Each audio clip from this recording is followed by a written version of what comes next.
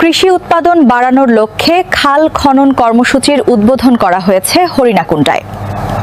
আরও বিস্তারিত জানতে আব্দুল্লাহ আল মামুনের রিপোর্টটি দেখুন।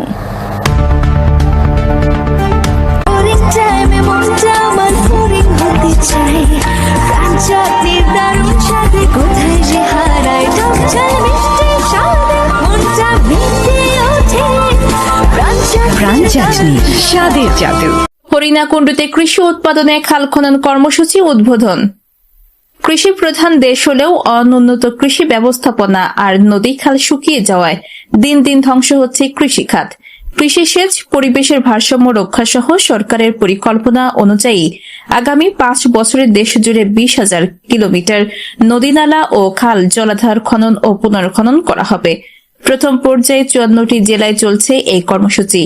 টেকসই ও আধুনিক খাল খনন ও রক্ষণাবেক্ষণ করলে কৃষি বিপ্লব ঘটবে।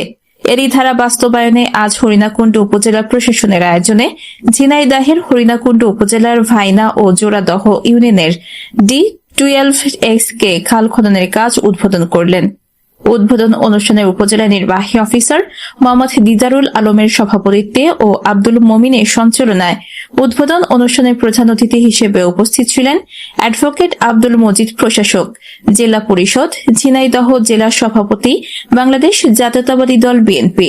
বিশেষ অতিথি হিসেবে উপস্থিত ছিলেন মোহাম্মদ আজিজুর রহমান, উপজেলা PIO officer Harinakundu, Mohammad Abdul Hasan master, উপজেলা সভাপতি, বাংলাদেশ জাতীয়তাবাদী দল বিএনপির হরিণাকুণ্ডু শাখা, মোহাম্মদ তাইজাল হোসাইন, সাধারণ সম্পাদক, বাংলাদেশ জাতীয়তাবাদী দল বিএনপির হরিণাকুণ্ডু শাখা, অমিত কুমার, তদন্ত অফিসার, হরিণাকুণ্ডু থানা, মোহাম্মদ সাজিদুর রহমান রনি, সভাপতি, 2 নং জোড়াদহ ইউনিয়ন, বাংলাদেশ জাতীয়তাবাদী দল BNP, Abdullah Al Baten, camp in charge, জোড়াদহ।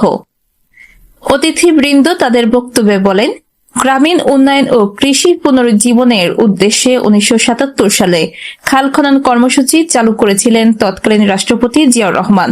লক্ষ্য ছিল বর্ষাকালের অতিরিক্ত পানি ধরে রেখে শুষ্ক মৌসুমে কৃষিকাজে সেচ ব্যবস্থা নিশ্চিত করা। সীমা আক্তার, চ্যানেল 7, ঢাকা।